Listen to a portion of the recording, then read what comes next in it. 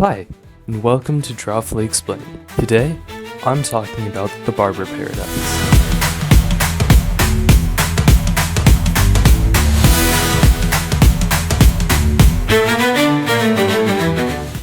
So once upon a time, there was this British dude named Bertrand Russell, and this guy liked to think about math a lot. Bertrand was a big fan of logistics and trying to figure out why numbers are numbers.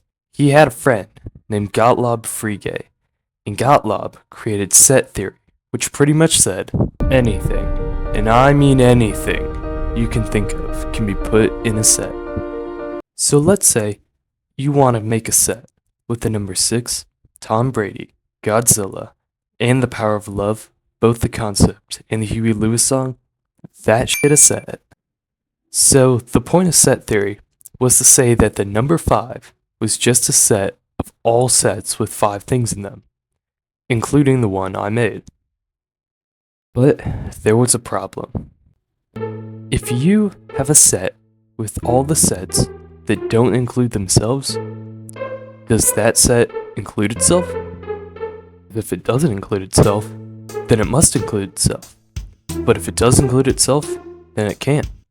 But if it doesn't, then it has to. But if it does, then it can't. But if it doesn't include itself, it must include. Then it must include. Then it must include. But if it doesn't include itself, then it include itself. But if it can't, but if it doesn't, then it must include. If it doesn't, it does. But if it doesn't include itself.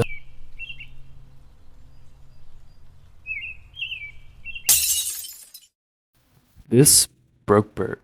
Go forward about 13 years. Bert's in prison for arguing against the British calling the US for help in World War I. While inside, his friend came to him and was all like, "Hey, you know that little paradox thing you wrote about? Yeah, it's pretty great, right? No, you need to help people visualize it." "Oh, well, how do I do that?" "No idea, but I'm gonna go get my hair cut." "See ya." Haircut? What if it was oh, you should make it a barber. "See ya." So Bert published the Barber paradox. It said, in a village, there is a male barber who shaves only those who do not shave themselves. The question is, does the barber shave himself? Now, the problem is that if the barber shaves himself, then the barber cuts his hair. So he can't shave himself. But if he doesn't shave himself, then the barber cuts his hair. If he doesn't shave himself, then the barber cuts his hair. But if the barber cuts his hair, then the barber shaves himself. This broke the barber. So for the last 100 years, no one has figured out who cuts the barber's hair. Until now. To solve the paradox, 3 things must be true. The first is that the barber must be male. No lady barbers for Bert. The second is no one else can shave the barber. Traveling barbers ain't allowed in this town. The third is that if someone shaves themselves, then the barber can never shave them, and vice versa.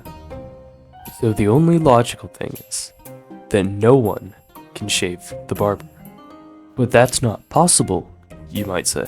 Well, actually it is. There's a disease called alopecia universalis. Imagine a guy who goes around to all your hair follicles and goes, "Hey, you think you're a tough guy, huh?" and then cuts all your hair off.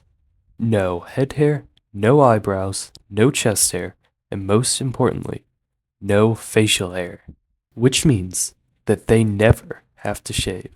Now a skeptic might say, but wait, what if there were no people with alopecia in 1918? And to that I'd say, shut up. Alopecia is caused by infectious agents such as ringworm, nerve disorders in the spine or neck, psychosomatic disorders from stress, and chemical exposure. All things that were around at the end of World War I in 1918. But wait, what if there weren't any barbers in England?